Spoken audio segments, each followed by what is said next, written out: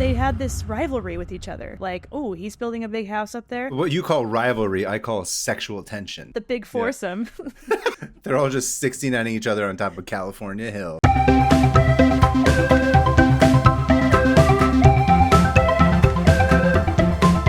Hi, everyone. Welcome to 500 Open Tabs. I'm Kaveh Taherian.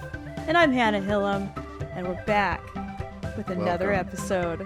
Yay, Hannah. This is really exciting. It is the week of Valentine's Day, which I know is so deeply important to you. And I hold it over my partner's head if he doesn't do it exactly how I want him to. You're like, you demand huge displays of affection, going to fancy restaurants, getting dressed up in high heels, all things that you love. Things I'm so comfortable in high heels. Love them. Yeah. I can't wait to go to a what do people do?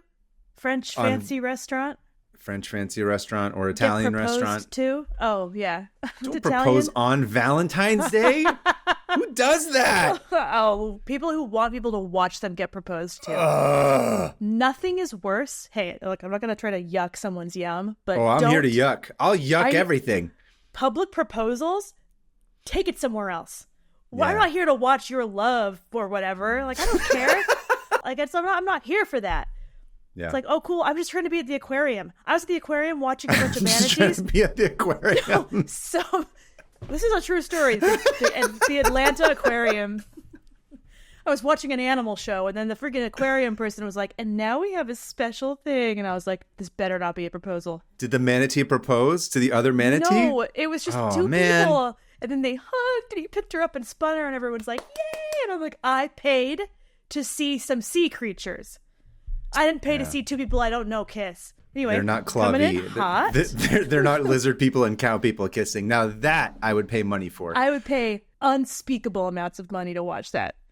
Question, is the Atlanta Zoo, am I not mistaken that has a whale shark? Yeah, I think that's what that's what we were looking at.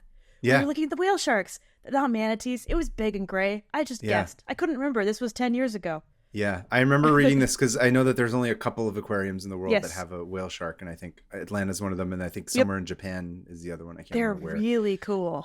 I've always wanted to see one in real life. It's a good aquarium. Inexplicably, like just in the middle of the city. Great aquarium. That's awesome. I don't know. I grew up near the Monterey Bay Aquarium. Yeah, so Monterey Bay Aquarium. I love that one too. Best Beautiful. in the world. Yeah. But like when I'm at an aquarium that's like landlocked, I'm like, I don't. That is weird. Yeah. I don't know that's about so this. strange. Yeah, you're not even by the water. Like, what are you doing? You can't just go out to the like dock and look at the manatee. Why is everything a manatee? Look at the otters. Coming up manatee for Hillam today. My tab today is actually about manatees. I'm gonna make it all up. They're big and gray. Good. And they propose to their loved ones. They do, because manatees mate for life. I don't know if that's true. I'm just making that up. Spreading misinformation. At this point, anything anyone says could be true. It's true. All right? Yeah. Speaking of truth, this week you're up first. What have you got for us as far as your tab? Well, I'm about to tell you something you've never heard. Oh, yeah? Is it a yes, we will produce the thing that you've pitched to us? Actually, we read through what you sent us. Yeah. Yeah. And we're going to have to decline. Yes, I did read your email. Yes, I did read your script. Yeah. Yes, we would like to publish your material. Yeah, actually, here's a bunch of money. Yeah. Yeah, that's the thing. That's probably the thing I haven't heard. Yeah. Okay. Anyway, sorry, continue. Your script about a manatee love triangle is going to do great in Hollywood. No, my script is about the Kaveh love digging tunnels together to meet in the middle of America so they can kiss. In the middle. And it appeals to middle America because it literally takes place in, I don't know, is Cleveland. Oklahoma the center of the United States? Gun to head, I wouldn't know. Kansas? Somewhere around there. South Dakota? One of them. So what's your tab for this week, Hannah? All right. So my tab, if you remember last week at the Mark Twain episode, I talked about how I got like deep into this rabbit hole of spite, spite hole. Which you and I just call a hole. It's just a hole. Everything's a spite fill in the blank. That's a given. That's redundant. Redundant's not the right word, but it's repetitive. I don't know. I don't know what the word is. Make your own truth. Okay? Exactly. There was somebody wrote this where they were like, it was a Chinese person. I can't remember who it was, but they were like, Oh, I ate Chinese food all the time growing up, but we just called it food. Right? Yeah. That's like a spite hole to you is just a hole. It's just a hole. Yeah. Look, a hole's a hole, as they say. So I got reading about like the right to light in England, which is this law that like prevents you from building a house in front of someone's window, which apparently was happening a lot. And it would I wish that would come back here in LA. You out of every the law. Sorry, I was like, you would hate that. Yeah. Honestly, I thought about you a lot while reading these with the spite hole. With all the spite. So I got reading about like these spite windows where there's a law where you cannot build in front of someone's light. Mm-hmm. Like they have the right to have illumination or whatever. The right to light. Yeah, I love it. And they have a law in England and Japan. It's like called the right to sunshine. We need sunshine now more than ever, especially with people, like, all these kids on their phones. I mean, but in all seriousness, it's like people don't go outside and they don't get enough vitamin D or sunlight, and like that leads to a lot of health problems. Yeah, you need sun. I don't know if people know this, but like we're also an animal. Like, we're not just like some higher species that can do without all this stuff. We got to go touch dirt and get sunburned. No, or in your case, lick dirt and rocks. I don't lick dirt and rocks. That was my sister. Oh, you said you licked or you ate a bunch of snow and then got dysentery or whatever the past couple of weeks ago. I did eat a bunch of snow and there was dysentery-like symptoms in my household, but the two are maybe not related. Unrelated. It's just a coincidence. I do crave dirt sometimes, though. I crave dirt, but only in listening to the Alice in Chains record because I love Alice in Chains. Or as Sarah likes to call them, my friend Allison. And she is in Chains, and her last name is Chains. Chains, exactly. Allison Chains. Chains. I've never heard her stuff. What's she like? Oh, she's my favorite from the 90s, personally. But that's a whole other other series of tabs. I like the guy Led Zeppelin. He's fun. Pretty good. He's Led? Good. Yeah, weird name. Yeah. Short for Ledward. Short for Ledward Zeppelin. Ledward Zeppelin was born in Germany. Germany. No, anyway, sorry. Zeppelin is the last name. We need sunshine. Zeppelin is a last name. It was named after someone with the last name Zeppelin. Doesn't matter. Okay. Take a big deep breath of air. So we need sunshine. We have a right to have light. And in the U.S., we haven't really had issues with this because our property laws kind of don't. We have issues with this because the people who build are so rich that it doesn't even matter, and it just obliterates everybody in the process. And people who don't have money have no voice in the system. Anyway, it's true. Sorry. Why don't you just have money? Yeah, it's all you have to do. It's true. Look, like I said, I'm coming in hot today. It's fine. Yeah. I am who I am because of all that sunlight. That's why you're coming in hot. So reading about right to light then brought me to reading about spite houses, which I mentioned last week. Right to spite. Why isn't that a protected law? That's going to be the name of our first album. Because we're starting a band. You were asking this earlier. What's the name of our band? But Right to Spite, I think, should be the name of our record. I agree. Yeah, Right to Spite. And it's just us complaining about neighbors and it's just a podcast. That's all it is. Yeah. Should we rename this Right to Spite? Right to Spite. That was like somebody was like, somebody was like, oh, their book tour was like, what like motivates you? What gives you, and I'm like, it's fully spite. Spite. We've said this over and over again. Yeah. Over and over. I don't do this for myself. Are you kidding? No. I don't do anything. I do it to spite myself. Everyone. I don't care. I don't care about me. I don't care about these ducks. I think we've said that. If you guys have a bingo card going sometime in the future and you're listening to this, you just check off that I don't care about these ducks quote, okay? Yeah. All right. This led me to spite structures and spite buildings. And I got really into that. And that's where I branched off to the Mark Twain thing. Because that caught my interest. And I was like, this is way better. And now I'm back to spite houses. And so I was like, I'll talk about spite houses today. Great. I'm not gonna. Oh, don't worry. Damn. I mean, worry, but like, don't worry about this. I'll get back to it at some point, probably. Okay. But I was talking to my mom last night. And she's like, well, what are you doing your tab on tomorrow? Because she likes to know, like, make a conversation. And what are you doing? Nice. I'm researching. Your mom's interested. That's cool. My mom is similar to me in that she really likes chasing facts. And, like, she would have made an amazing, like, private investigator. That's cool. Or just an investigator. Write a story about your mom as, like, a hard-hitting noir detective. She would have been great. She would have destroyed the competition, too. That's awesome. I mean, this is a compliment, Mom. This is not too late. You should just have, maybe she can have another career, like later in the twilight of her life. Just become like a dog, hard-boiled detective. Yeah. Anyway, my mom, I told her, I was like, yeah, I'm going to talk about spite houses. Houses that are built to just piss people off, and for the sole purpose of revenge and spite, like getting in the way of their neighbor or, blocking a street. Which I'll talk about this some other time. I'm not going to say the thing I was going to say. Continue. So I told my mom, and she was like, oh, I know about, have you ever heard about this? And she gives me the article I'm going to talk about today because my mom, she got her degree in American history, right? And her emphasis was in San Francisco. And so she, of course, was like, I know exactly the story here. And she sent me an article about the Crocker Spite Fence. So Crocker Spite Fence. The Crocker Spite Fence. And it's not a spite house. It's somehow way worse. And I'll get into it. So shout out to my mom. Thanks for the idea. She's always got cool facts about San Francisco. You should go. Everybody should go there someday with her. And she'll tell you literally everything. When you say the Crocker Spite Fence, I just think about those like horizontal wooden plank fences that they always say, like the gentrification walls that are around everything. Yes. Is that sort of what it is? It's worse. No. This is like rampant. No, it's like rampant gentrification if gentrification just meant colonizing. Yeah, we'll get there. So here we are at the story. One could argue that's what it is. But anyway, yes, continue. Nobody really belongs where they are, I certainly don't belong on this podcast, and yet I'm here. Yet you come every week. Nevertheless. You persist. So the article she sent me is called The Man Who Built a 40-Foot Spite Fence Around His Neighbor's Home by Jake Rawson for Mental Floss. And the story starts with the classic. By the way, I love that your mom's reading Mental Floss. I think that's like a fun little throwaway detail that you just have. Here's the thing about my mom. We're getting into mom lore here, but my mom reads everything. That's cool. Like when I was a kid, I'd be like, Mom, and instead of a screen, she'd just be like devouring a book. Like she would read through like a 500-page book in 2 days. No way. She can read so fast. It's absurd.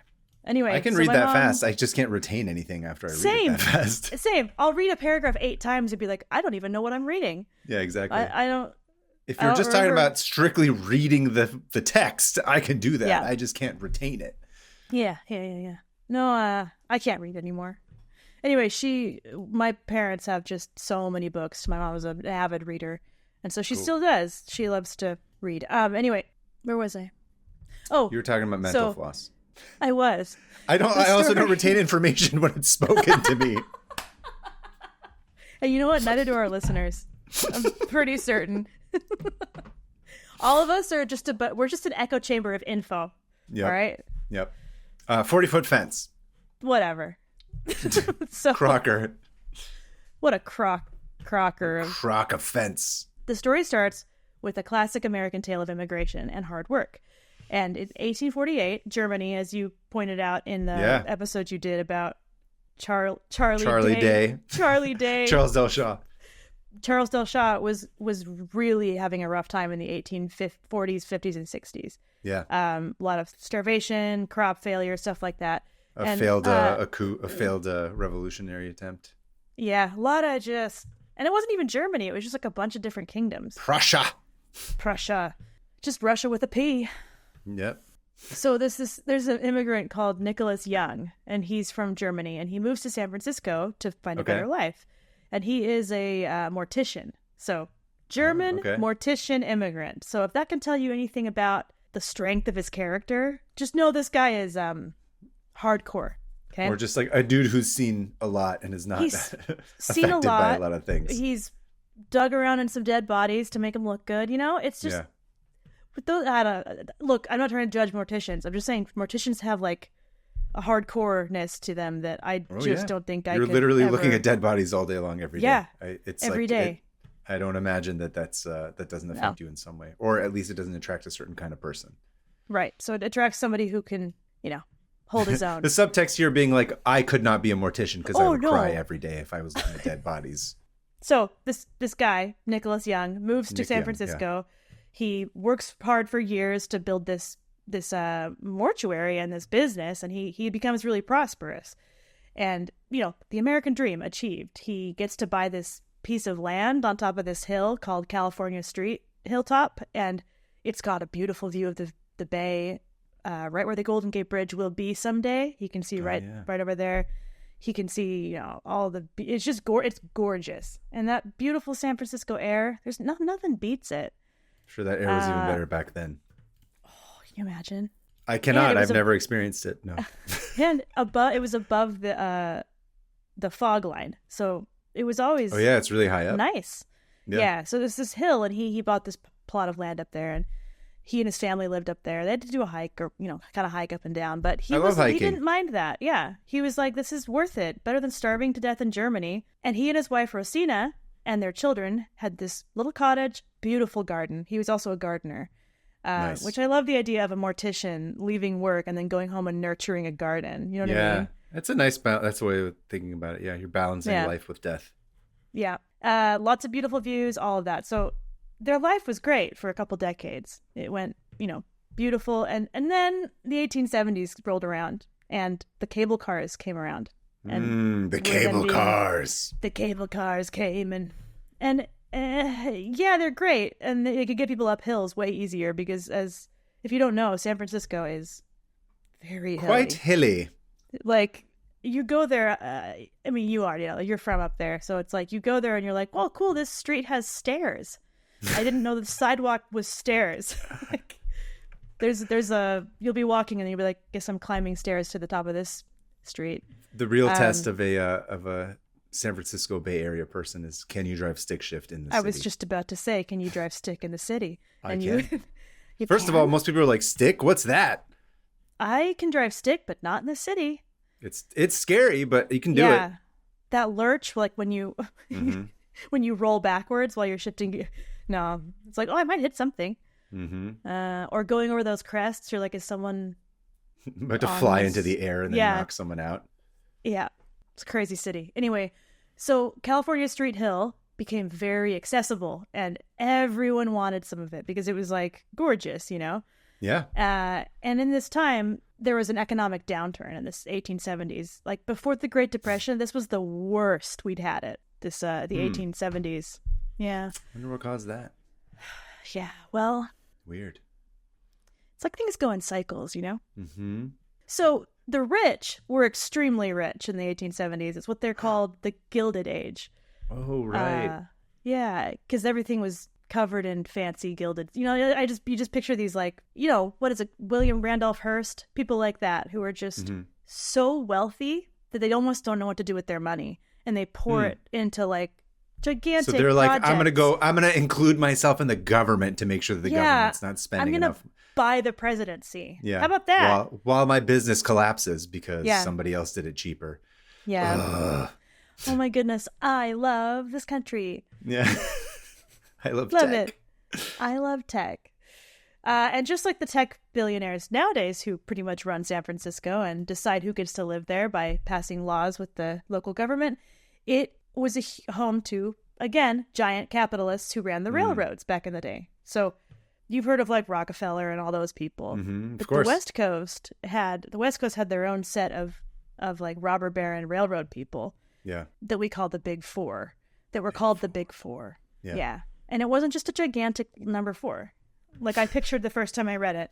That's the first building that they made on top of California Hill. Just a big, it's like Sesame Street style. The number of the day is 4. Count Dracula was the architect. And this is I want to move to San Francisco. Again, a good, add that to your list of impressions that are good. Jot that down. Thank you. So these West Coast robber barons were known as the Big Four. So you got Mark Hopkins, Mark Hopkins, Collis Huntington, which Collis is his first name. Collis, which is like, don't call us back, or don't, you psycho. His nephew Henry Huntington. He comes with this huge Huntington family who kind of had their fingers in a lot of pies. His nephew Henry Huntington established the Huntington Library in L.A. Love the Huntington Library. Me too. I actually do love it. No, same. It's awesome. They have a huge copy of Aristotle's masterpiece, which is where I saw. Oh, nice. Where I got to read the online version of it. Anyway, And Leland Stanford, who you recognize the name famously Stanford. Started Berkeley. Berkeley, yeah. And UCLA somehow. It was weird. He started Stanford. Huge fan of public universities. Oh, yeah. And last and certainly least, we have William Crocker, who is the biggest douchebag in this story. Bill Crock. Will Crock. Billy Crocky. Billy Crocky. Crock. Bill Crock. Bill Crock. I like how if you went back to the first episode, we still did this. We're still doing this. Not a good job, you mean? I wouldn't say that. We're professional. Sure. I didn't freak out. We're professional volunteers, as you pointed out. Text right off. Okay. So William Crocker was this piece of work, piece of garbage. Just the rich, so rich. And he made his money from the railroads because like a decade earlier, the railroads from the east and the west finally like kissed right in the middle. Met in the middle and kissed like the Kaveh. Met in the middle and kissed in Utah. That was always what we learned in school. It was like, and we're the place they put the railroads together at. And it's like, cool. Ooh. They touched tips in Utah. They were docking in Utah. Real. They're like, uh-oh, the West Coast railroad tracks are a lot thinner than the East Coast railroad tracks. They were soaking in Utah, is what we should be saying. I rebuke. Dear Lord, that's the worst image ever. I'm sorry for that. I've thought of way worse things in the last 10 minutes than that. I know, but we didn't say them for our audiences. Now audiences are thinking about docking railroad tracks. Continue. Anyway, the tracks split in the middle, and these railroad barons are all hot and bothered now. They're all like, they're all watching as they hammer in the last thing, and they're the moment they hammer that railroad together, they all group jizz. In their jeans. In their denim jeans. They collectively cream jeans. A lot of context before this, yeah. That's what's on the Utah State Quarter. It is. We likes to cream jeans. Hold on. The cream jeans crescent. Sorry, the cream jeans crest. It's just a pair of jeans. Oh, covered in semen. Just soaked in it. Okay. Soaking. Soaking. No, okay. The Utah State Quarter, it has the little promontory, or like, what is it called? The Golden Spike. The Golden Spike. From when they docked together. Interesting. That's from cool. when they docked, yeah. So when they released that quarter, we were like, cool. Sweet. We're just the meeting point of two trains. Yeah, Great. seriously. There aren't beautiful vistas to be seen here. There aren't rock formations that are never anywhere else on Earth. But yeah, put that golden spike on there. I didn't realize I'm still mad about this. Why wouldn't they just put arches? Like, have you seen Southern Utah? It's gorgeous. Beautiful, yeah. Let's put a symbol of capitalist greed. I mean, fine. Railroads are fine, okay? We can edit this out. I'm going to say, hold on. It's fine. You're going to talk shit on trains now? I love trains. I'm coming out for trains. But the thing is that's the... Anyway. Trains will allow us to see arches more easily. That's probably... There you go. The well-intentioned. I just got really upset. The golden docking point was penetrated by a golden stake. The trains touched tips, and the bunch of people made a bunch of money off of it. Okay, good. We made it through. Just so much money, and these big four were like, let's celebrate. They changed their jeans. They went back, so they have a lot of money, and so William Crocker in particular, and these guys would pretty much go over to China and be like, hey, we'll pay you almost nothing to come build these railroads for us. And a lot of Chinese immigrants came. These laborers, mostly men, came and they built the railroad. And then they ended up settling Chinatown, which was Crocker specifically the guy that was like known for bringing the Chinese immigrants over? Oh, interesting. I didn't know he was the one. guess it pissed off a lot of labor unions in the area because they're like, we want those jobs. And he's like, no, I'm not paying you what you're worth. He's like, I'm not paying anybody a living wage. I'm paying these guys what they're not worth. Or I'm not paying these guys what they're worth either. So he's not paying anybody what anybody's worth. Right. And he had plenty of money, as we know. I know it's hard to imagine now that a billionaire could have endless money and still not pay people what they're worth. But back then, this is what the case was this, Yeah, thank God we got past that. Oh, thank goodness. No, I bet if people aren't pissing into jars while they're working. While they're delivering Amazon orders. It's fine. We're not in late stage capitalism. Anyway, so William Crocker brought all these Chinese laborers over and they built the railroad. They ended up settling Chinatown. So, of course, with this money, what does he do? He just sees this new hill that you can now go up. And he's like, all these guys are like, we want the land on this hill because look at the views and look, it's perfect. And they just start kind of like slicing up the hill and picking out plots of land. And all the while, poor Nicholas Young and family are like, oh, man, this was our beautiful little private spot. Area, yeah. And it wasn't even like middle-class people living there. It was the ultra-wealthy. And so Nicholas's little cottage was soon dwarfed by mansion upon mansion upon mansion. Just massive, overboard mansions. Built on the backs of underpaid laborers during an economic downturn, during an economic crisis. So they didn't endear themselves to anybody. So, right. Famously, we refer to them in history, as you said, as robber barons. Robber barons. And I really do think we need to bring that term back. I agree. Because it's happening again. Okay, so of course, these robber barons all kind of had this weird, like... lack of empathy?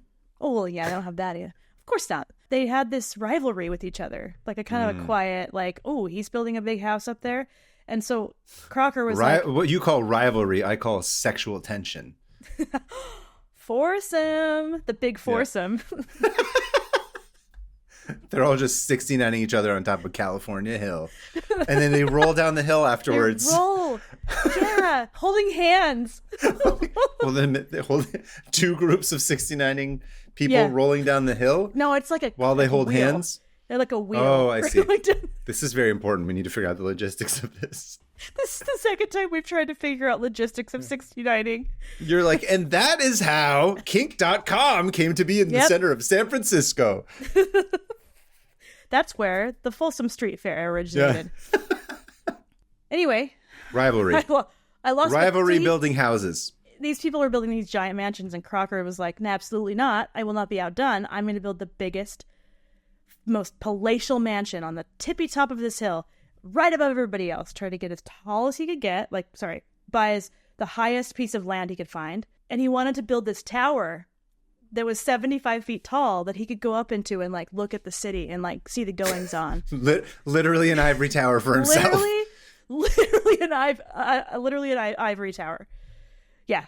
And He had this big plan of like, I'm going to build this palace and this tower. And he starts building right next to Nicholas Young. Right next to him. So there's Young's house. And then the rest of the block belonged to Crocker.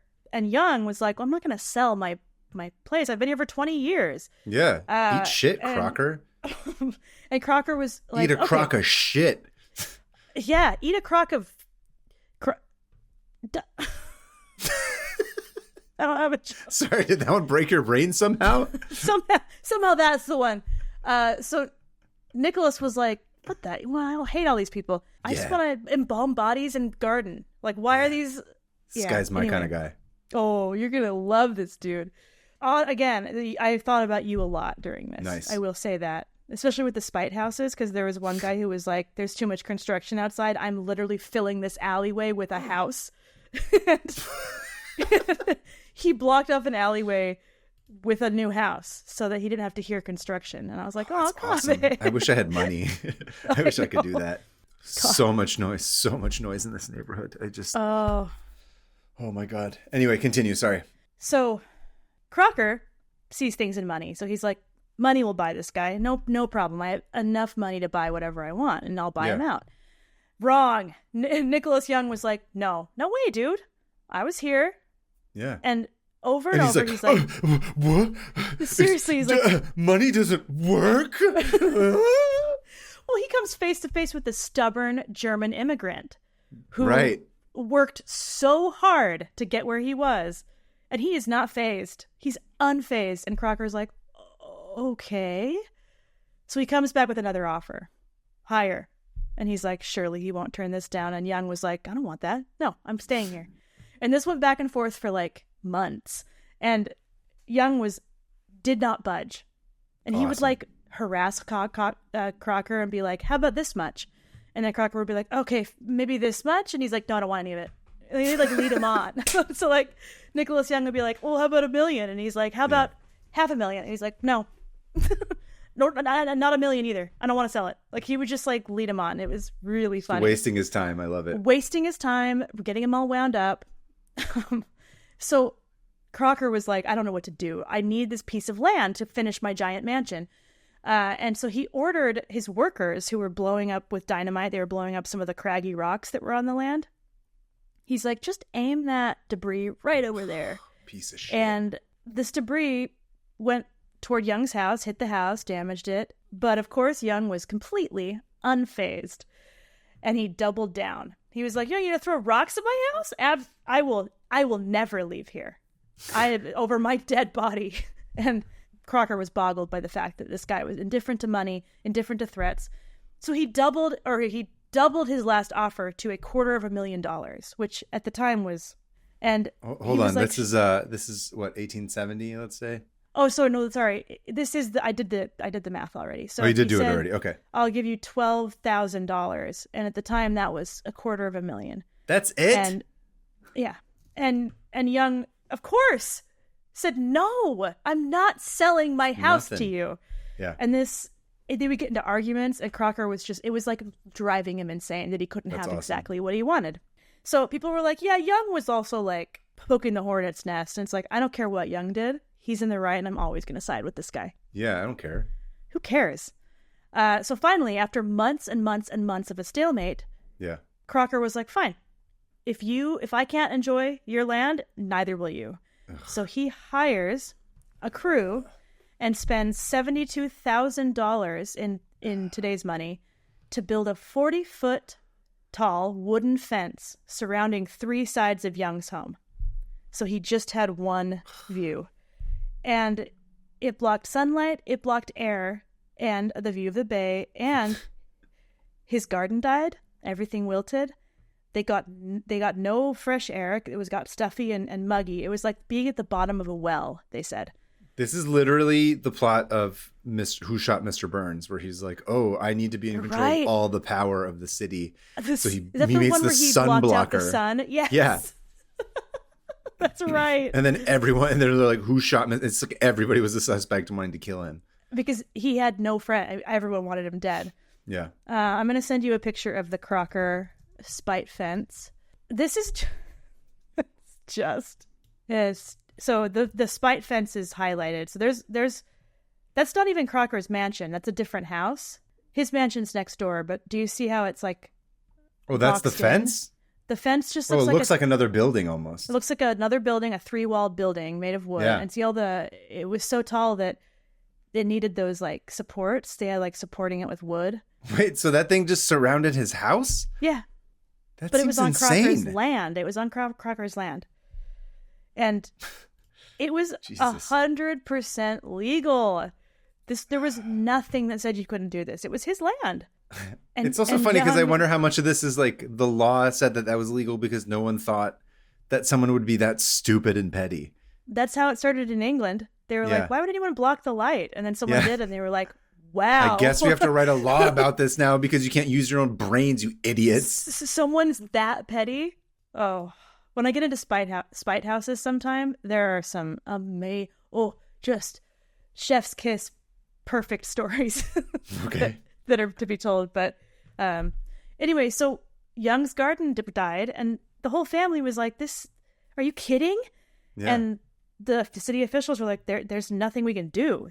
He owns the land, and there's no rules that say you can't block somebody's view completely." So everyone was mad. First of all, Young was pissed, and he was like, I'm still not going to leave, by the way. I'm going to put up a flagpole with a skull and crossbones because I want you to have to look at that every day. Yes. I don't know if he ever did it. He did say, "Here's my plan. I'm going to put up a huge flag with a pirate flag on it." Yeah. And he also wanted to put a coffin on his roof to advertise his business. And also just piss Crocker off every time he looked out the window. But he's not the only one that was mad. It was 1870s. Everyone was like dirt poor or mega wealthy, you know? Yeah. And so there was this high unemployment, and they see this spite fence go up, and it pisses everyone off. They're like, "Are you kidding? Why would like even That's the other what you're using your money for?" Yeah, even the other billionaires were like, "Come on, man." It's not a good look for us. What are you doing? Yeah. And don't build a the spaceship media, just for yourself to go to the moon. Like, just right. maybe give people like a bonus, you know? It's not a good Pay look. your workers. Yeah. Don't block out the sun. Even if you don't like them, just do it so they don't kill you and decapitate you. You don't have to like people. Yeah. You don't have You to should be agree with worried fair for your wages. life. Exactly. You just have to be worried about them murdering you and chopping off your head. It is so out of touch. Like, billionaires are so out of touch. So the media was also on Young's side for the most part. They called it Crocker's crime. They called the wall Crocker's crime because they were like, this thing is ugly, first of all. And just a couple of years later, Nicholas Young dies. Oh no! Of old age. He was older. Okay. And Charles Crocker was just ecstatic. William, not Charles. William Crocker was ecstatic because he was like, certainly now I will be able to buy out Young's family. Nope. Absolutely not. His widow, Rosina, was like, no, never. Shit. Yes. So she's like, I don't care. I'm moving out of this house because it's unlivable, but I will never sell this land.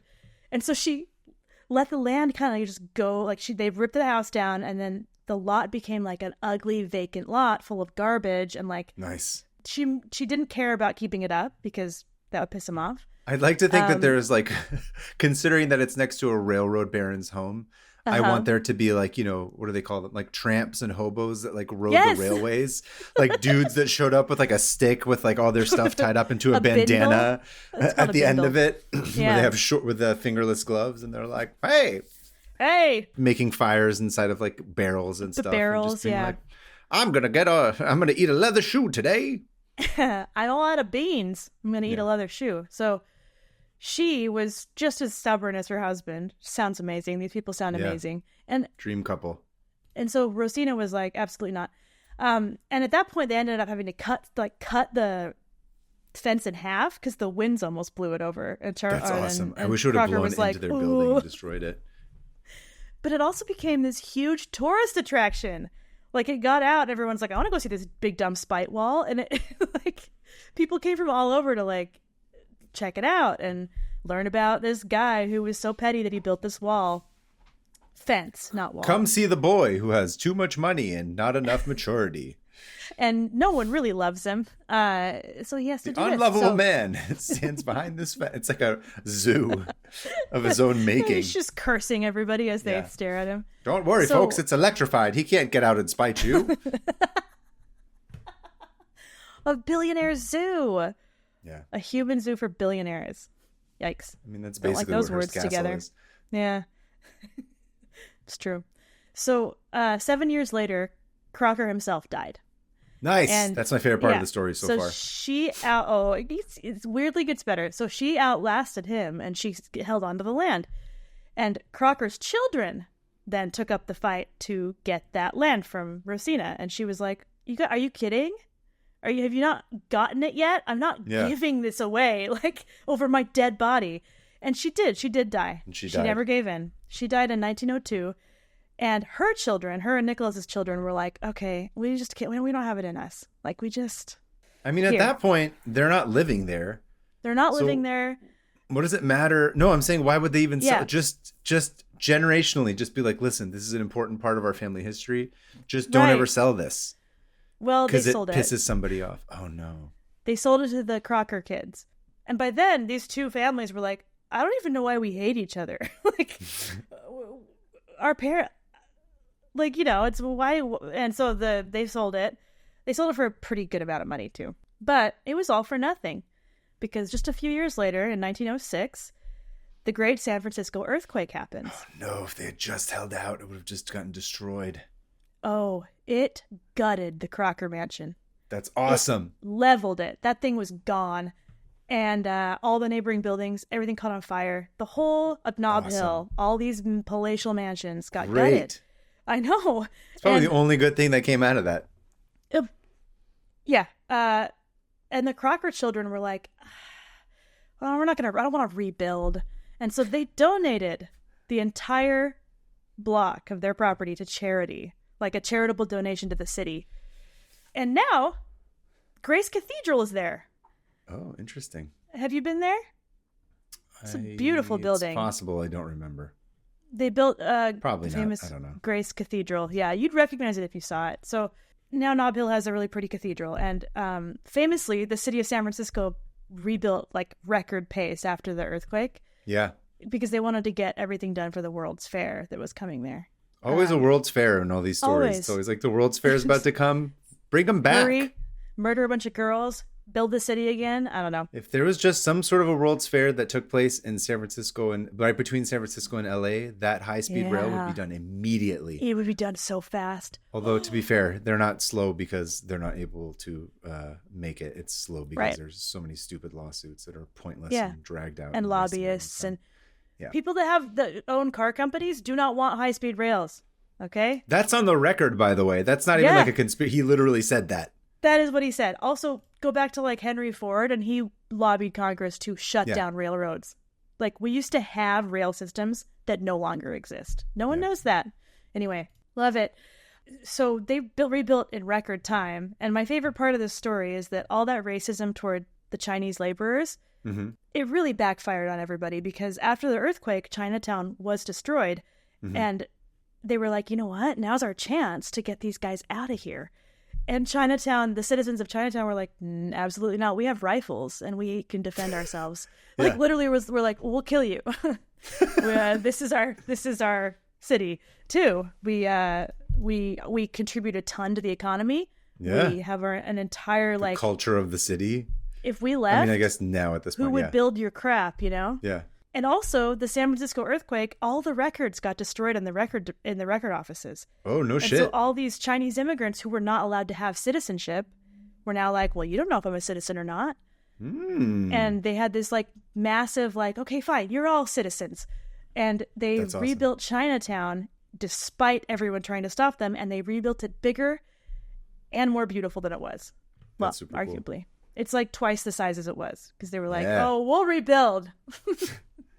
And I just love that at the end, the Chinese laborers were like, screw you, and that mansion burned down. And that's my tab.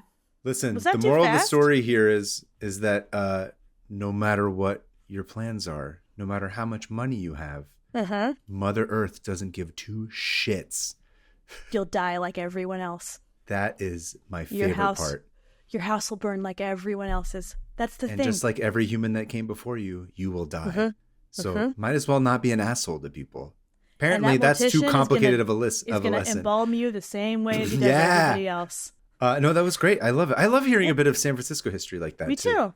It's one of those things where, like, when you're from around here, you don't really sit to think about it. And I mean, I did, because my mom was always like, by the way, this, by the way, that.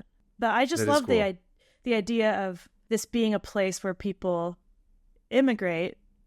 And I mean, not, everyone's been driven out of the city now, unless you're like, tech workers. But it's a place to come because you have nowhere else to go, or because you want to completely start over.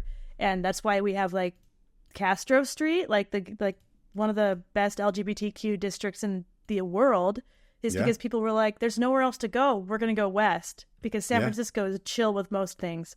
Yeah. And it's a really great city. And screw the rich people, dude. Screw them. They are the worst. They don't care about you. They don't care about anybody but themselves. Amen. But they make really cool, really tall buildings that sink. They do. So they do. Good for them. With walking gardens, which is lovely. I love it. I love looking at a walking garden in a building that's sinking.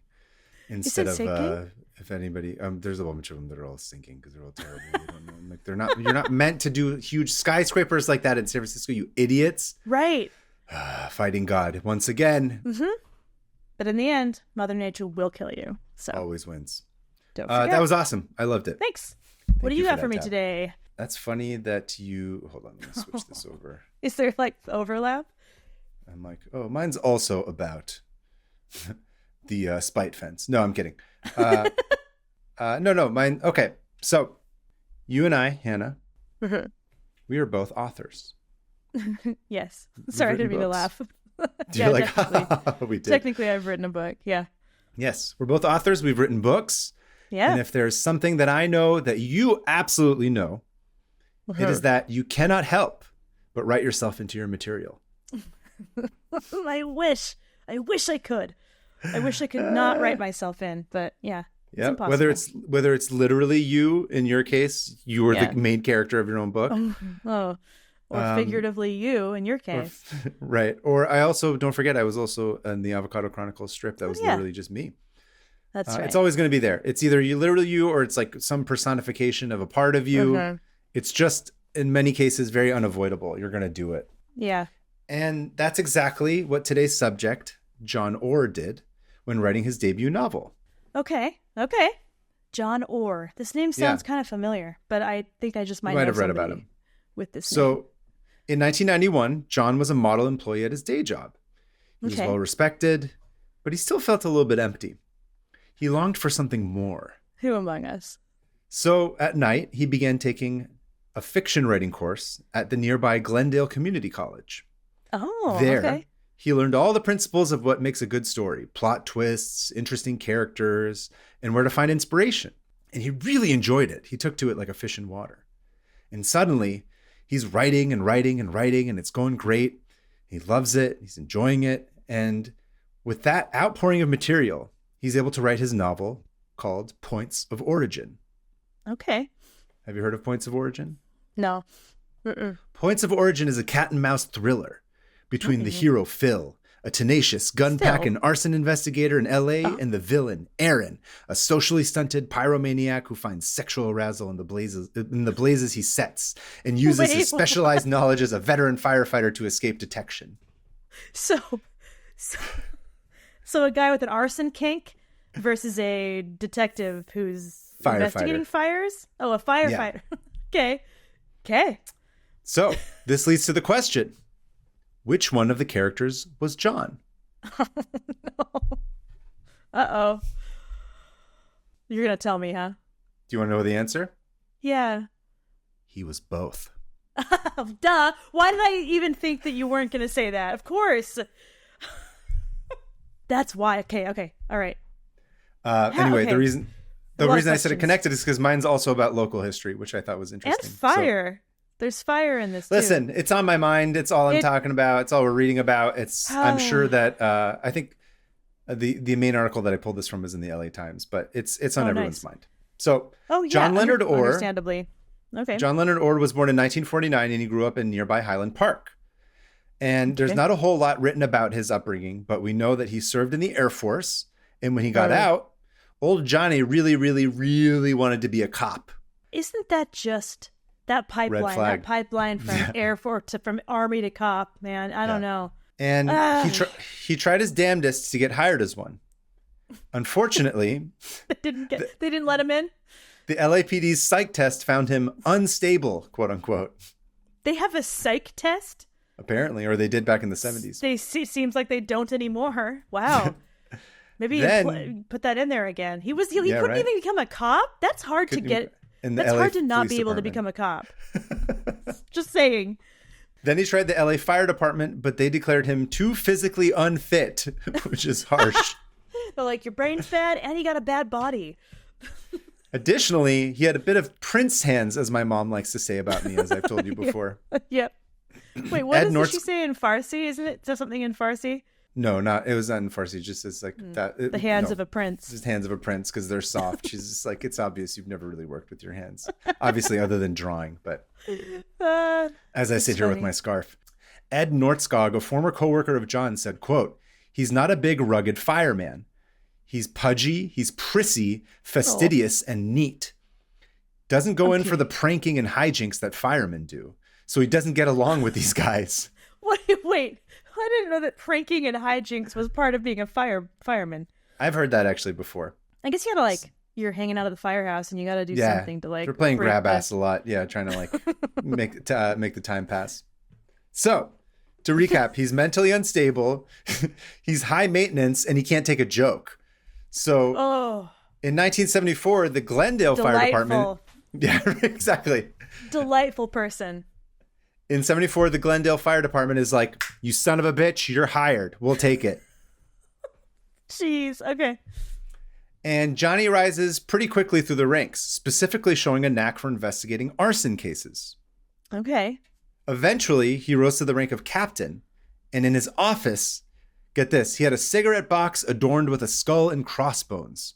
Because he super hated smoking and kept it there as a reminder because somebody took the DARE program way too seriously. That is, I cannot believe I'm saying this. That is the lamest thing I've heard this entire podcast. That is so lame. And I'm including like all the lame people we talked about. That's so lame. Ew, I would want to like beat him up in school. I'd be like, this kid? He's like sucking up to like the DARE, the person who comes in with the DARE, the police officer with the DARE stuff. Yep. Cigarette box adorned with a skull and crossbones in his office. To remind him that it's bad. That smoking is bad. Great. And he took it too seriously, but guess what? That's just what they needed. Because by the time the 80s rolled around, there was an insane wave of fires set across Southern California. Okay. Probably because the earth was trying to destroy itself after seeing Ronald Reagan in sweatpants, but I digress. Yeah, the sweatpants wanted to leave so badly that... They just hated it. They hated it. But yeah, the earth wanted to explode after that. It was not happy. On October 10th, 1984, a fire broke out. I believe it's Ole's Home Center. It's O-L-E. I keep wanting to read it as Ole, but that's not what it is. It's a Danish name, I think. Oh, is that right? Yeah, it's Ola. Yeah. I'm pretty sure it's a Danish or a Swedish name. Okay. Ola's Home Center hardware store. Only know this from family history because it's Olsen. Anyway. Oh, okay, that makes sense. Again, I took the Spanish thing where I was like, it's Ole. No, Ole, yeah. Ole. Ola, you're saying? Ola, yeah. I guess. Ola. Or it could be Ole. I don't know. Probably Ola's Home Center hardware store in South Pasadena. There's a fire that breaks out. Tragically, it kills 4 people. Oh. 17-year-old Jimmy Satina, 26-year-old Carolyn Krause, 50-year-old Ada Deal, and her 2-year-old grandson Matthew. No. That's sad. So sad. After they put the fire out, investigators originally thought it was an accident ignited by John Orr's nemesis, a common household cigarette. That 2-year-old should not have been smoking in that building. I was going to say, remember, up until like 5 years ago, people were like chain smoking everywhere and just throwing butts left and right. I don't think Gen Z knows that there used to be that people would just smoke in restaurants all the time, like, on airplanes. Go to like I always associated like there was a certain smell of like airplane seat that had like smoke in it. You know what I mean? Yep. Yeah. Like, because there used to be cloth too. There used to be and you'd be like, this whole plane is just imbued with smoke, and then literally everywhere you could smoke anywhere. You could smoke anywhere constantly. I think I remember reading somewhere, I don't know if it's true, I never actually fact checked it, but they say that like if you look at photos from arenas in the 70s and 80s, like basketball photos, and there's like that weird blue light, like that blue like filter, not filter, but like that blue haze around it. It's just all from people smoking inside. Oh, that's what that is. That's what they said. I can't confirm. Basketball in a cloud of other people's cigarettes. So that's why they were so good. That's hardcore. Yeah, it's hardcore. It's also still crazy to me that cars came with literally built-in cigarette lighters. Yeah, that's how much people used to smoke. You gotta smoke in your car, and then here's the weird thing about that, and then they got changed to being supposed to charge your phone. Yeah, that was crazy. It makes sense. You know what? That is a bit of social commentary on the nature of addiction. We used to be smoking cigarettes. Now we're on our phones all the time. You're right. Just put that together right deep. Now. That's like Banksy level deep. Yeah, I'm like Banksy. Anyway, so John, he was like, it wasn't just a cigarette because John was built different. He had like ESPN or something. Pudgy, he was like, he had like a preternatural understanding of how fire started. Oh no. And so he came onto the scene and he's like rubbing his hands with lotion. He's like drinking a cappuccino instead of black coffee like everyone else. Tosses his scarf over one shoulder. Yeah, tosses a scarf. And even though there's like a box of donuts, he brought a cornetto and he's like nibbling on it with like a single finger. And everyone's like, why did you bring a croissant? We had donuts. We're firefighters. We eat donuts. Exactly. We eat donuts. And he's like, excuse me, this is not a croissant. This is a cornetto. It's Italian, you country bumpkins. Scoff. A croissant. Oh. I used to work at a bakery, and this fully American dude would come in like once a week and order a croissant every time. And it wasn't even right. Like I had a coworker who spoke French, and she was like, "He's You're not like, even sir, saying this is it a right." scone." Yeah. It was a croissant from like a frozen croissant from a bag. And he's like, "I will get a croissant." And I'm like, "Bro, here's your croissant." Like, freaking. That's basically him. So, he's like walking around, he's like looking at the scene, sort of like Aragorn in the Two Towers, and he's like, oh, there was a struggle and they fled and the fire spread here and blah, blah, blah, blah, blah. And he like recreates the whole thing. Then he kicks the helmet and breaks his toe and he's like, okay, whatever, I figured it out. Did you know he really kicked that helmet? And he really Never heard broke that his toe. before. Yeah, that's why that scream is so good. Anyway, moral of the story, he's right. He figures it out. It was not an accident. It started when the cigarette spread fire to a nearby pack of matches that had some yellow legal paper around it, and bada bing, bada boom, the whole place is engulfed in flames. Someone did it on purpose. It was arson. And the fires continue. And soon, investigators noticed a pattern. They were always started by a combination of cigarettes, matches, and yellow paper.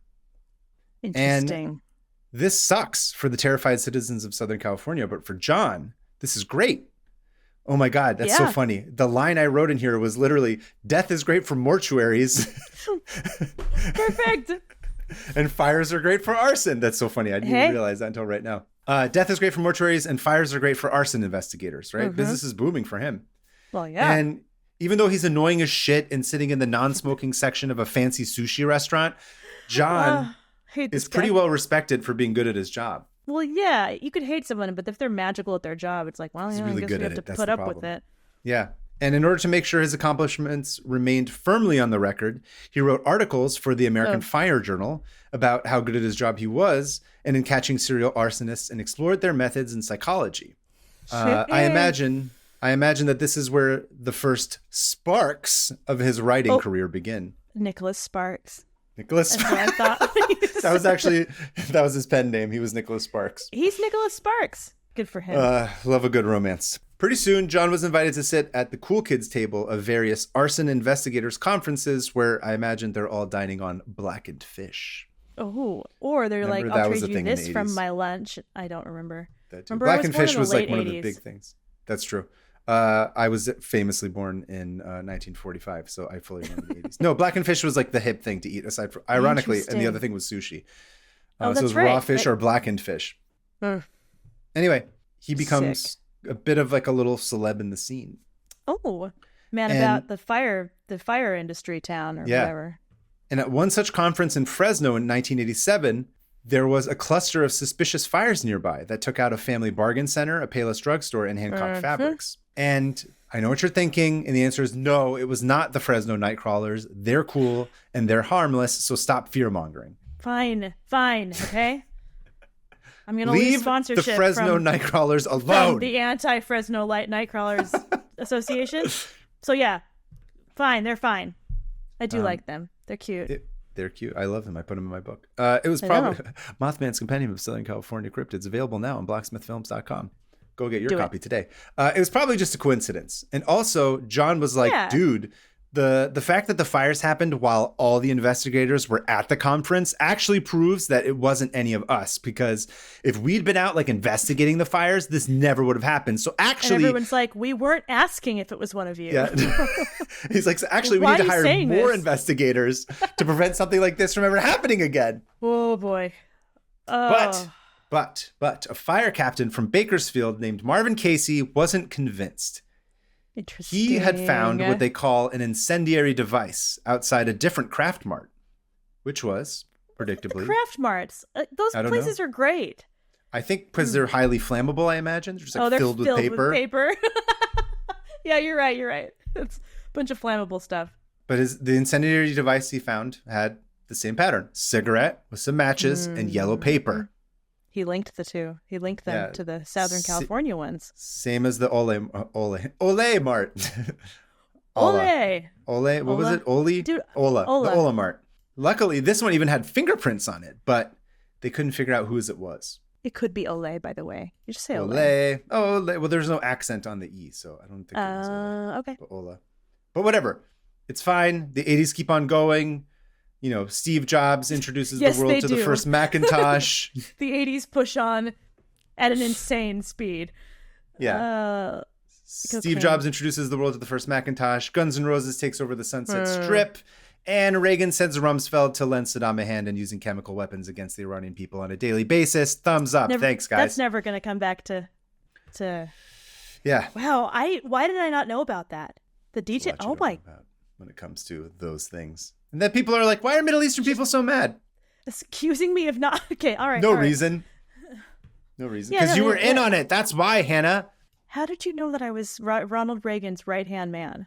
Listen, I'm gonna drop a bit of knowledge to all of our audience right now. Hannah's middle name, her maiden name, is actually Rumsfeld. I wish I had that money. No, I don't. Hannah Rumsfeld Hillam. Hillam. Rumsfeld. That's an ugly name. I hate that man. Dude, I hate that whole thing. I hate every single person. I'm so happy he's dead. All of them. Anyway, amongst all this that's happening is the next Arson Con, as I like to call it, in Monterey. Okay. And John's super excited for this one. He's like, oh, I love staying in Cannery Row and reading Steinbeck with a chilled glass of rosé till the sun comes up. Isn't that delightful? Ugh. And everyone's like, eye roll, dude. Would you please just eat a steak? I hate you. Eat regular food and stop wearing that scarf. I'm really bringing the scarf into this because you're wearing one right now. I have a scarf on, and I also have a scarf on my chair. I'm just double scarf right now. But wouldn't you know it? At ArsonCon in Monterey, there's another set of suspicious fires that happen around that area. How could that happen? That's so crazy. A coincidence. It's a good thing there are a bunch of firefighters in the area. They're going to find out. They're going to get to the bottom of it. And this again, Marvin Casey's like, dude. If this is going the way I think it's going, this is insane. Yep. Woo! Okay. And Marvin Casey's like, bro, this is sus. So, yeah. What does he do? He busts out the guest list of the last couple conferences. Yes, I love this man. And he makes the calculation that whoever it was probably an arson investigator because they're the most knowledgeable about fire. Sidebar, which I had to look up. The conferences also included lawyers and insurance investigators. So it wasn't just arson investigators. It was a whole mishmash of people. Okay. Furthermore, whoever's doing it is probably alone and they're single because if you've got a wife and kids, you ain't got time to be setting fires and shit. You got to go to Long's Drugs at 11:30 at night to buy your idiot kid a poster board for his stupid book report that's due tomorrow that he'll inevitably fail at because he didn't even finish the book. But guess what? He's a good artist and he comes up with an idea to make a poster that incorporates a pop-out 3D element, and his classmates and teacher are so distracted by it that they fail to notice his multiple plot holes and an incomplete summary of the book, and he does get a good grade. Thank you. That's a true story. That is almost identical to the time I made a snail racing track because I wanted to make one and not because it was the science fair. I built a science hypothesis around me just wanting to race snails. Dude, that's amazing. You made a pop out. That's amazing. I had to remember what it was. I don't have pictures of it. What was it? I know, but what was it about? The book was, I'll send you the cover because I was like, I remembered this. It was R.L. Stine's The Beast.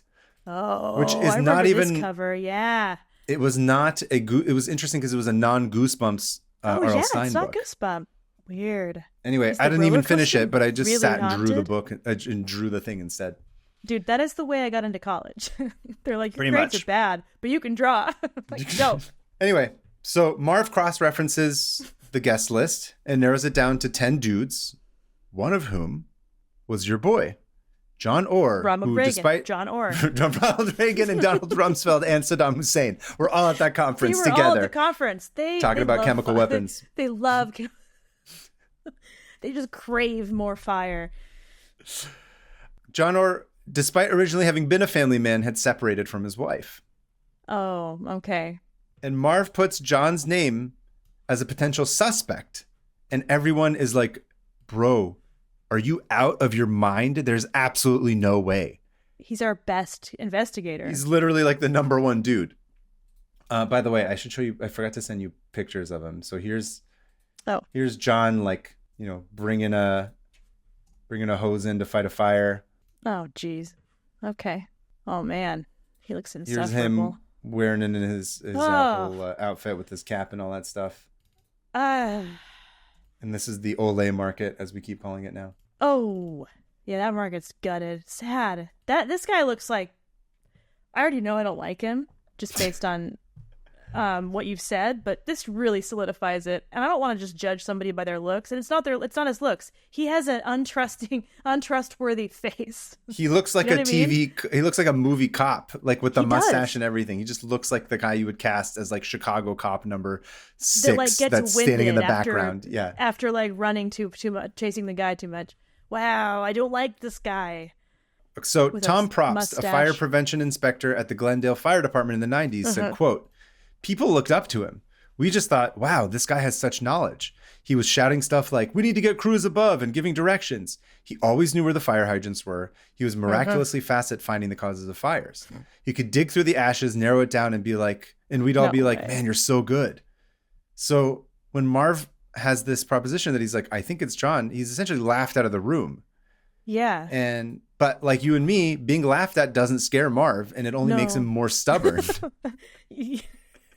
Laughing means nothing to me. Exactly. I'm like, I've been laughed at my whole life. Yeah, of course. I'm a fool.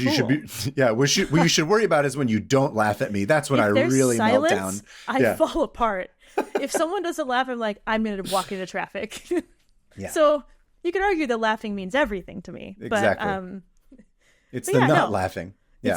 It's the silence. It's the silence. Oh. So this finally culminates in 1991 when another bunch of arson cases pop up in LA County. And this leads to the creation of a task force of local cops and agents from the ATF. So this was like, how long did this span? So like it was the about early 8 years. 80s? 8 years. Yeah, okay. it's like 84 to like 91. Oh, okay. And the ATF, being a bigger federal agency, brought more sophisticated tools to the game. Ooh. And they were able to ID the Craft Mart prints that Marv had found at this point now, like a couple years earlier.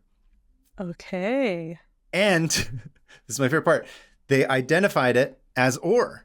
But the guys at the lab were like, stupid John probably contaminated the evidence when he was trying to set like the time on his swatch or something. That's insane. They had proof and they were still like, there's no way. So when they finally bring it back, all of a sudden everybody at the ATF was like, WTF? Nice one. Nice. But basically they're like, oh shit. And they start to put 2 and 2 together. And the task force quietly pushed forward with their investigation into John in secret. They just siloed it off and they like couldn't tell anybody that that's what they were doing. And it's right around this time that John was in that class that I mentioned at the top of the tab. Between setting fires and fighting fires, he has time to write a book, little novel. Points of origin. Yep. Points of origin. Okay. Points of origin. Eventually, enough evidence was gathered, and John was charged with a whole bunch of shit. They charged him. Okay. They charged him. They basically implicated him in the fires and also the deaths of those 4 people that died. Yeah. This is since he murdered people. Yeah. That was. Who hurt him? He was taken to court where points of origin was introduced as part of his conviction. It was more or less a thinly veiled confession of all the fires he had started. What an idiot. Oh, what a stupid idiot. Okay, did he think? What was he thinking? I don't think he was. Was he that confident? That's the thing. Sometimes people who are like sociopathic are like so confident they don't have any idea. They don't see how anyone could ever catch them. It's so compartmentalized. Here's my favorite. In it, there's a chapter that describes a fire set at a Pasadena hardware store called Cal's, in which Aaron puts a slow-burning incendiary device made from a cigarette and a rubber band into polyurethane foam cushions, setting off a fire that traps several employees and 2 characters, Madeline Paulson and her 3-year-old grandson, Matthew. Quote from the book, "The last thing she heard was a tremendous roar as the fire burned through the roof and vented to the outside. The smoke momentarily lifted, but was then replaced by solid fire as the entire contents of the annex exploded into flames. Their last breaths were of 800-degree heat that seared their throats closed. This is disgusting. Yeah. Ew. Yeah. Wait, I just remembered that the character in the book gets off on this. Oh, no. Okay. Okay, what's next? Or defended his novel, calling it, quote, a fact-based work that follows the pattern of an actual arsonist that has been setting serial fires in California over the past 8 years. Which, on the surface, you could make that argument. You're like, he's the guy. He's literally the lead I mean, you could absolutely make an argument being like, this is the lead investigator of the case. This guy knows all this work, all the case material intimately. He literally wrote the reports. He wrote all the reports in that magazine and whatever, like the fire magazine. So it's like, okay, that's just an extrapolation of it, of just trying to make it like, oh, we'll change it, blah, blah, blah, because it's interesting, because sometimes truth is stranger than fiction, of course. But prosecutors argued the pattern of fires described therein, quote, bears striking similarities to the pattern of charged and uncharged fires alleged in the case. These similarities reflect knowledge beyond that which Orr could have reasonably obtained as an arson investigator. Like, so essentially, paper, he accidentally showed his hand by like solving a bunch of unsolved arsons. It's like a serial killer being like, and here's where this pretend serial killer buried this pretend body. And it's like, nah, you just gave it away. Yeah. So they looked through it and they were like, psycho. Oh, yep. So he pretty much just like, oh, by the way, here's some more. Well, just... Oh, my goodness. Ultimately, Orr was convicted and given a 30-year federal prison term and soon pleaded guilty to 3 other federal counts of arson, including, crucially, to dropping an incendiary device at Builders Emporium in North Hollywood in 1990, which made some cross-county something or other. I don't understand. I'm not a lawyer, but that was like an important part of it. Dude. In total, investigators believe Orr started more than 2,000 fires throughout California between 1984 and 1991. And put the cost of Orr's arson in the tens of millions. 2,000? More than 2,000 fires? Allegedly, Where did he find the time? Was his life just revolved around setting fires, right? Basically, that's all he's doing. That's why his marriage didn't work out. Instead of lighting a fire in the bedroom, he was lighting a fire in... A literal one. Yeah. Yeah. Orr is still alive and he's in jail, but he continues to assert his innocence. Oh, okay. Now, you're probably wondering about the book. It was published. Oh, no. Okay, what am I about to see? Unfortunately, I looked far and wide and I could not find a PDF of it. That's the ugliest cover. That is the ugliest cover I've ever seen. It's like, my passion is graphic design. Oh. Oh. Points of origin. Playing with fire. John L. Orr. Oh, and it's like these it's like clip art fire surrounding a fireman's badge. It looks like a website from 1998. It does. You're right. Yeah, I think 2002 is when it was published. Yeah. Okay. Sadly, I found this one fact out way too late that there was a TV movie made about this story starring Ray Liotta, R.I.P. and John Leguizamo. Oh, Point of Origin. It was a TV movie. Insane. Apparently, it's not bad. I looked it up. It is available on YouTube. I wish I had gotten a chance to watch it before we did the tab, but I found out way too late. Oh, we got to add it to our list of things to watch. List of movies to watch. Okay, so wait, did he... I'm still thinking about the arson kink. Did he get... Was it like a sexual thing for him? I think so. That's gross. I think so. Again, he denies all of this. Okay. He denies all of it. And normally I'm not into... I didn't go into any of that shit because I'm not really a true crime guy, but...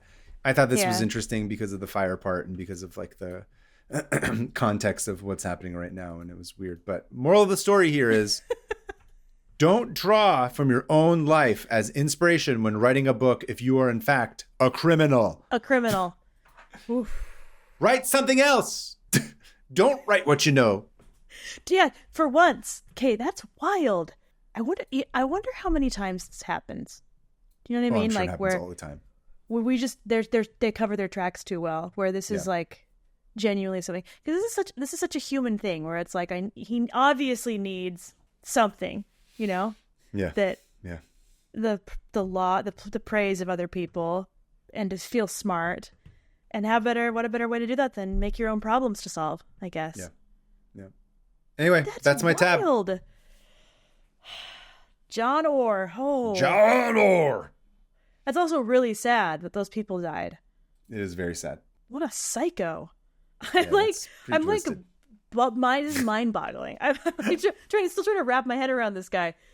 Like, okay, wow. I want to know what else he burned. Nah, I can go look it up. I don't know. I mean, I think if you read the book, it's all in there. It'll tell you everything he's burned. I'm not going to read the book. Should we start a book club?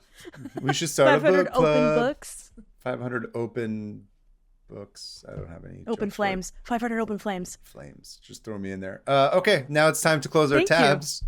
Yeah. Thank you. What should we do? Not fire. Yeah, I don't really want to do fire. I guess we could do fire, but it's a little too soon. Yeah, I don't really want to do that. We could do someone hammering a railroad spike straight through. Yeah. Or a kissing sound of, I don't know what, like the railroads docking and kissing each other. Hang on. Anyway, whatever. Alyssa, something fun. Trains crashing into each other. I don't know. I don't know. Okay. You do the railroad spike. Yeah. Ready? Yep. All right. 3, 2, 1. Close. Nice. All right, moving on to listener emails. You're up first. Mine comes from Blake from Seattle. Dear Hannah and Kaveh, this is Blake from Seattle. I just caught up to the show after binging both musical splaining and 500 open tabs. That's a lot of episodes. It's a lot of your voice. This dude's been listening I'm so sorry. to your voice for like months on end. Oh. Isn't that weird to think about? That's so terrible. That's like what my wife has to go through, unfortunately, for her. Bless her. and wanted to write in. The tab I'm writing in about involves the 14-foot headless statue of Vladimir Lenin in Las Vegas that used to give me nightmares. I got curious about its background when I saw that it was no longer there during my last trip. Prior to that, it had been in front of the Red Square restaurant, which is like, they had a restaurant called the Red Square. Anyway. And bar at the Mandalay Bay Resort since 1999. After doing some research, I learned that it apparently used to be complete with Lenin's head, but when people complained about the communist iconography, the restaurant owners responded by chopping off the head and making the statue look like it was covered in bird poop. The head totally was then normal reaction. Totally. Oh, just wait. The head was then strung over the statue until it mysteriously disappeared. Soon after, it was returned to the restaurant anonymously and showcased inside a block of ice until it closed in 2019. Sure, okay. You look weary. Why not? I was glad to learn the story behind what I initially thought was a headless vampire trying to eat me, and now can rest easily with one less tab and nightmare. Thanks for bringing fun knowledge and stories to the podcast every week. I've been trying to tell all my friends about it too. Keep it Josie, Blake. Thanks you for telling your friends. And the picture, I didn't put it in there. Dang it. Oh, I can click on the link and look at it. Oh, I was just about to send you a Stone picture. of the Blarney. Oh, that's a decapitated Lenin. It does look like a vampire though. He's wearing like old-timey clothes, and so it's like looks kind of like Dracula or something. And I just love how they didn't just treat it normally. They didn't take the statue down. They beheaded it, strung the head up, and then put in a block of ice? That's insane.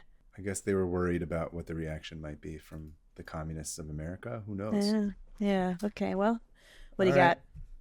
Email number 2 is from Jude from Connecticut. Hi, Jude. Hey, Jude in Connecticut. Jade's they've never heard that before. Never heard it.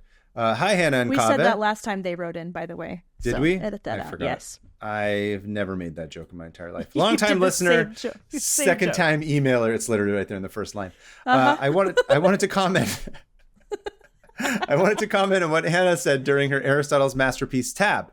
Hannah, you are right that basketball wasn't invented until 1891 by Dr. James Naismith. Naismith.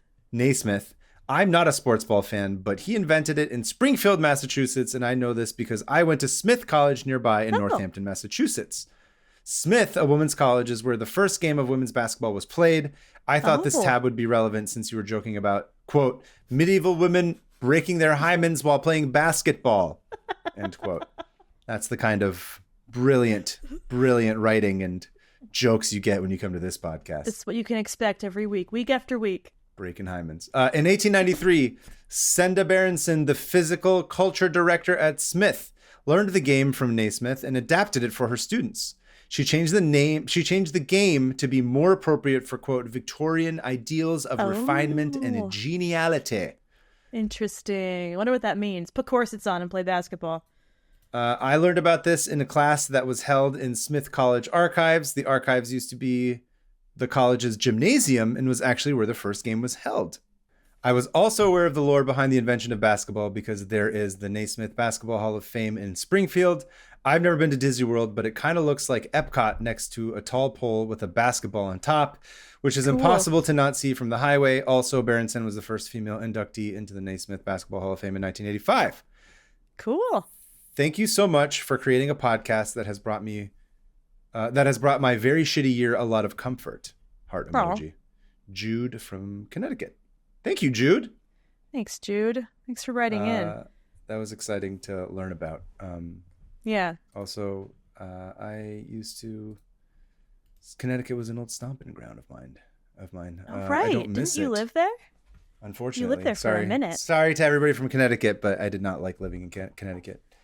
What, but you I was like there. being the only minority at your school? Listen, it was really fun. It led to me being totally normal and well-adjusted. If you, too, have a tab that you would like to submit, please go ahead and email us at 500opentabs@gmail.com. That's 500. Send us the link. Let us know briefly what you learned about and tell us where you're from. And additionally, if you would like to do a voice memo, around a minute to people in the Discord seem to be stressing out about keeping it under a certain amount, but a minute and a half, let's say 90 seconds tops. Yeah. A ballpark. We're just trying to make sure we're all very long-winded people. I've come to learn that. If you can keep your tab to under 40 minutes, like Hannah and I, that would be great. We can play it on the show. Just start your own podcast. Yes. And if you want to follow us on Instagram and YouTube, all of that, we're at 500 Open Tabs, 500. And also we have a Patreon and a Discord. The Discord is fun. A bunch of people joined, and we got about almost 300 people in there now. And it's a big fun party. And They're all trying to figure out what swear words they can use and what swear words they cannot use. And guess who holds the reins to that? Us. We decide what people can say. We're so desperate for power. I got none of it. So we also have a Patreon where I post all the cuts from the episode, and a lot of it's just us being dumb. So it is fun. And if you need a reprieve from us being not dumb on this podcast, right? A lot of us being dumb. It's more of us being dumb. Hannah, use the right words. I'm so sorry. I'm sorry. Okay, so we're I'm also so dumb. I'm the dumbest. We're also going to be at Emerald City Comic Con. Yes, in a couple of weeks. Yeah. First weekend of March. 3 weeks. Yep. Yeah. We'll be there.